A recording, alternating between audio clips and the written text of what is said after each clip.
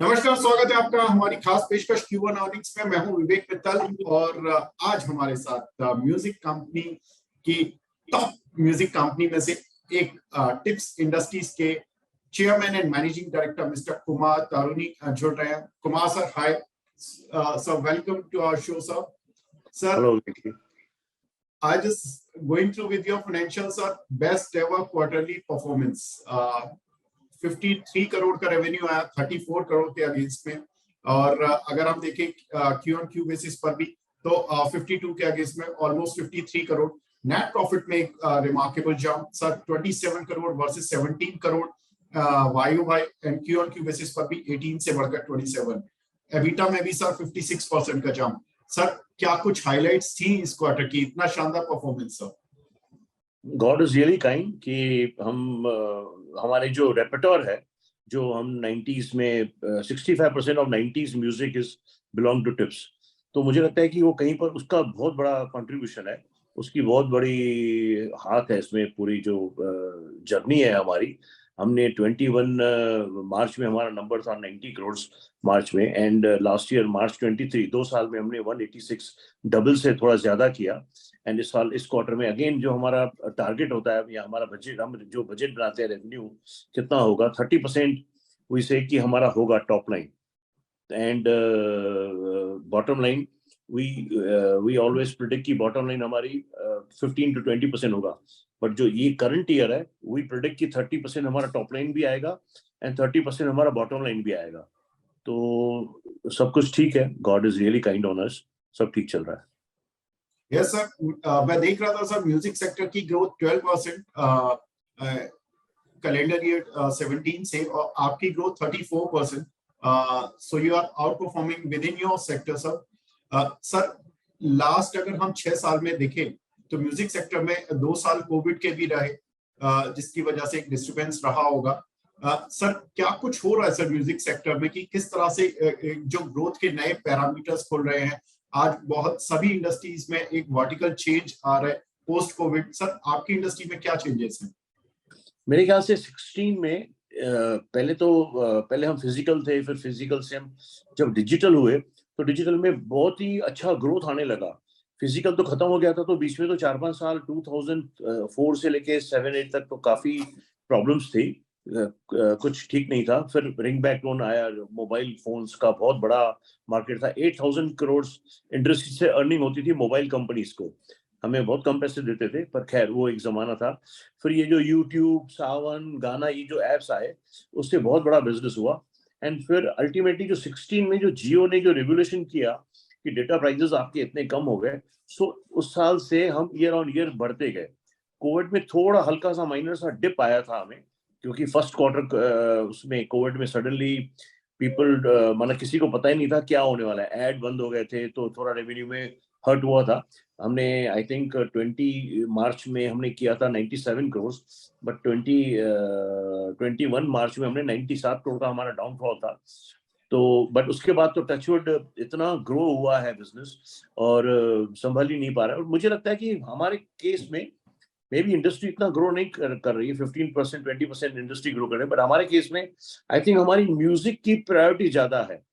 तो ये जो मोबाइल कंपनीज थे, जो भी हमारा कंटेंट, सॉरी ओटीटी कंपनीज थे, जो हमारा कंटेंट अक्वायर करते हैं, उनका पहले ये होता था कि हमको न्यू रिलीजेस, जो कंपनियां लेते हैं कंटेंट, हमको उसका कंटेंट चाहिए, तो फर्स्ट प्रायोरिटी उनको मिलता था।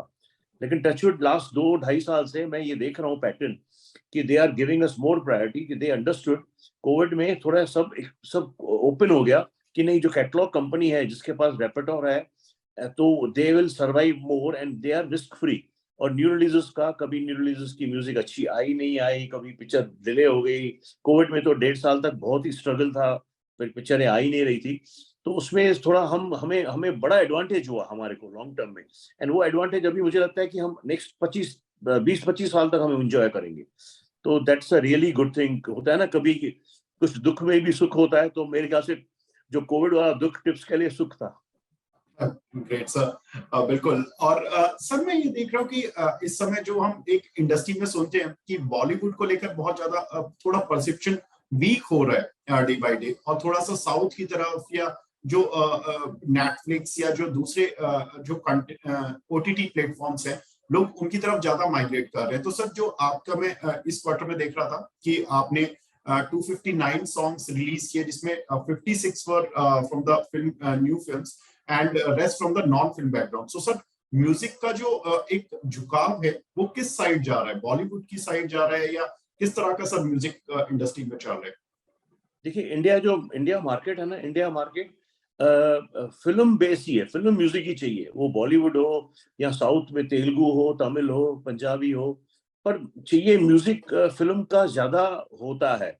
और अगर हम कभी कुछ म्यूजिक अगर अच्छा नहीं बनाते हैं फिल्म वाले, तो फिर हमें उस तरफ थोड़ा नॉन फिल्म के तरफ हमारी जो ऑडियंस है फिलहाल चले जाते हैं, लेकिन फिर फिल्म म्यूजिक अच्छा आता है तो वापस आ जाते हैं।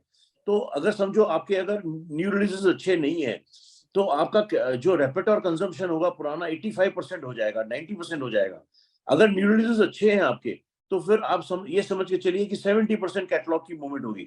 तो वो एक होता रहता है, बट मुझे लगता है फिल्म ऑलवेज डोमिनेट्स। तो सर अभी कितना आपको लगता है कि इस फाइनेंशियल ईयर में क्या पाइपलाइन है आपकी नए सॉन्ग्स को लेकर? कितने ज्यादा रिलीजेस होने वाले हैं और उसमें प्रोपोर्शन फिल्म्स का कितना रहेगा और नॉन फिल्म्स का कितना रहेगा? नहीं, नंबर वाइज तो शायद नॉन फिल्म ज्यादा रहेंगे, यहाँ थोड़ा मार्जिनल नहीं, यहाँ नॉन फिल्म ही ज्यादा रहेंगे, क्योंकि जो भोजपुरी है, जो रीजनल लैंग्वेज जैसे हरियाणवी, पंजाबी, उसमें नॉन फिल्म ज्यादा आते हैं, मराठी, गुजराती। अगर अमाउंट वाइज देखेंगे तो सेल वाइज जो रेवेन्यू आएगा, रेवेन्यू फिल्म से ज्यादा आएगा। ओके सर, एक चीज और मैं देख रहा था कि आपकी कंटेंट कॉस्ट में 61% का जंप इस क्वार्टर में देखने के लिए मिला, और आप 100% अपनी कंटेंट कॉस्ट को उसी क्वार्टर में राइट ऑफ भी कर लेते हैं। सर ये कंटेंट कॉस्ट के बारे में बताएं कि किस तरह से इमर्ज हो रही है? पहले तो बहुत ज्यादा हुआ करती थी, अभी भी इस क्वार्टर में जंप तो अच्छा देखने के लिए मिला है। नहीं, हम कभी भी एग्रेसिव नहीं रहे हैं कंटेंट में, एंड हमने वापस से री एंटर किया है कंटेंट एक्वायर करना 2020 से। एंड हमने तब से एक डिसीजन लिया था कि अभी जैसे हम अगर कंटेंट बढ़ाते हैं, एक्चुअली इंडिया में 2 प्लेयर्स की जरूरत है, लेकिन आज 5-6 प्लेयर्स हैं। तो 5-6 प्लेयर्स हैं तो प्राइजेस थोड़े से रॉन्ग हो जाएंगे, एग्रेसिव हो जाएंगे, तो we have to be very very careful. तो हमने वो पैटर्न किया है, और हमने एक अपनी बजट बनाई है उसमें भी, कि हम इस बजट से ऊपर नहीं जाएंगे कंटेंट में, और हम उसमें कोशिश करेंगे कि उसमें जितना बेस्ट कंटेंट हम एक्वायर कर सकते हैं हम वो एक्वायर करें। Okay. Sir, one more point, like you are decreasing share capital through buybacks almost 26% since 2009. You have just decreased your share capital size.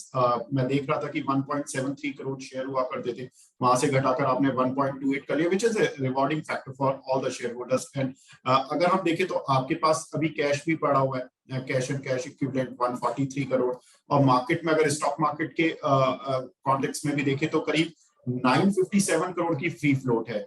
Sir तो अभी ये जो आपने चुना है शेयर होल्डर्स को रिवॉर्ड करने का तरीका बायबैक्स के through, almost in every 3 years you are just giving the rewards to the shareholders, ये लाइन बराबर रहेगी सर? नहीं, हमें कैश की इतनी जरूरत है नहीं, तो हमारी ये टारगेट है कि हम जितना कैश थ्रू बायबैक और डिविडेंड्स दे सकते हैं वो हम दें अपने शेयर होल्डर्स को, उनको रिवॉर्ड करें। पैसा रख के कंपनी में कुछ फायदा नहीं है। हाँ, हम एक बेंचमार्क सेट करेंगे कि इतना हमें रखना है, तो मेरे ख्याल से वो हम अभी उस बेंचमार्क के क्लोज हैं। तो इसके लिए हमने सोचा है कि हम पैसे देते जाएं शेयर होल्डर्स को। लास्ट ईयर भी हमने 40 करोड़ इंक्लूडिंग टैक्स का हमने बायबैक किया था, एंड उसके अलावा हमने मेरे ख्याल से 50 पैसा पर 1 रुपी शेयर हमने डिविडेंड दिया था, जो अभी मेरे ख्याल से after AGM we will disburse. And अभी हमने ये क्वार्टर में भी हमने इंटरम डिविडेंड 1 रुपी शेयर पे 1 रुपी दिया है इंटरम डिविडेंड। तो हम चाहते हैं कि हम शेयर होल्डर्स को जितना मैक्सिमम रिवॉर्ड कर सकते हैं करें। तो दैट इज वो हमारी कंटिन्यू रहेगी स्ट्रेटेजी और थिंकिंग। जी सर, एक आपके मैं इस फाइनेंशियल इस क्वार्टर में देख रहा था कि आपके कोई कस्टमर हैं जिनसे आपको करीब 4.25 करोड़ रुपए का आपका इनवॉइस रेस हुआ है, वो एनसीएलटी या इंसॉल्वेंसी में चले गए हैं। सर ये ग्रॉस अमाउंट है 4.25 करोड़ रुपए का, या ये एक रिकवरेबल अमाउंट है जो कि आपको उनसे मिल सकता है? सीके एक पार्टी है जिससे हमारी डिस्कशन चल रही थी पिछले 2-3 साल से कि आप हमारा कंटेंट यूज कर रहे हो, आप हमें पैसे दो। तो वो कुछ अलग बोल रहे थे, हम कुछ अलग बोल रहे थे, तो अल्टीमेटली मान नहीं रहे थे। तो हमने एक ये रूट पकड़ा कि एनसीएलटी में हम एक एप्लीकेशन डाल देते हैं कि ये हमारा अमाउंट है recoverable. So now we are talking to that party and I hope कि इस क्वार्टर में हम लोग उसको सेटल करके इसको खत्म कर देंगे। Sir, coming back to your business, like digital world में बहुत ज्यादा रिवोल्यूशंस हो रहे हैं, डेली बेसिस पर कुछ ना कुछ चेंजेस हो रहे हैं। सर, यूट्यूब पर आपकी व्यूअरशिप में देख रहा था कि FY19 से और FY23 तक एक शानदार जंप, ऑलमोस्ट मोर देन 50% का जंप देखने के लिए मिल रहा है। सर, ये पैटर्न यूट्यूब और ये डिजिटल वर्ल्ड की तरफ जो बढ़ रहा है, क्या यही पैटर्न रहेगा या आपको लगता है कि कुछ और नई चीजें आ रही हैं मार्केट में? मेरे ख्याल से अभी तो जो नया जमाना है, तो मुझे लगता है कि ये रुकेगा तो नहीं, कुछ ना कुछ तो नया आता ही रहेगा। कभी शॉर्ट्स आ जाता है, कभी अभी अभी भी काफी चीजें यूट्यूब और ये जो जितने भी प्लेयर्स हैं वो कुछ ना कुछ डेवलप करते ही रहते हैं। कभी साउंड में बेटर क्वालिटी साउंड कर देते हैं, कभी बेटर क्वालिटी वीडियो आ जाएगा। तो ये तो एक प्रोसेस है, ये तो चलता ही रहेगा, इसको कोई अभी रोक नहीं सकता मेरे ख्याल से। तो मेरे ख्याल से this will be the best time for industry. ये एक बहुत अच्छा टाइम है इंडस्ट्री के लिए, और नई चीजें और जो एग्जिस्टिंग सर्विसेज है उसमें भी बड़ी ग्रोथ है। तो वो, और अभी तक मेरे ख्याल से ये बिजनेस शुरू हुआ है। और अभी हमारे कंट्री में तो जैसे अभी 5G आएगा, एंड मेरे ख्याल से जैसे गवर्नमेंट ऑफ इंडिया ने वो गैस फ्री देते हैं, इलेक्ट्रिसिटी फ्री है, पानी फ्री है, तो शायद वाईफाई भी फ्री हो जाए फॉर रूरल मार्केट्स। तो आप सोचिए ना कितना बड़ा जंप आने का अभी भी स्कोप बाकी है। तो मुझे लगता है कि अभी तो शुरू हुई है। जी सर, ये जो एबिटा मार्जिन्स हैं, इसमें अगर हम देखें तो आपकी कंपनी में स्पेशली मोर देन 50% 60% की रेंज में ही चलते रहते हैं। सर, ये किस तरह से आप देख रहे हैं FY24 में या फॉर नेक्स्ट 2 to 3 इयर्स, ये इसी लेवल्स को मेंटेन कर सकते हैं? इससे बढ़ेगा या ये मेंटेन होगा? बाकी आप है ना, मोटा मोटा हमें ये आप समझ के चलिए कि टिप्स का जो इस साल का टारगेट है, इस साल का या आगे 2-3 साल का जो हमारा टारगेट है कि 30% we should grow top line and 30% we should grow bottom line. तो सर, ये जो 30% ग्रोथ होगी ये ऑर्गेनिक रूट से आनी है या इनऑर्गेनिक रूट के लिए भी आप प्रिपेयर हैं, because you are having cash in your books also?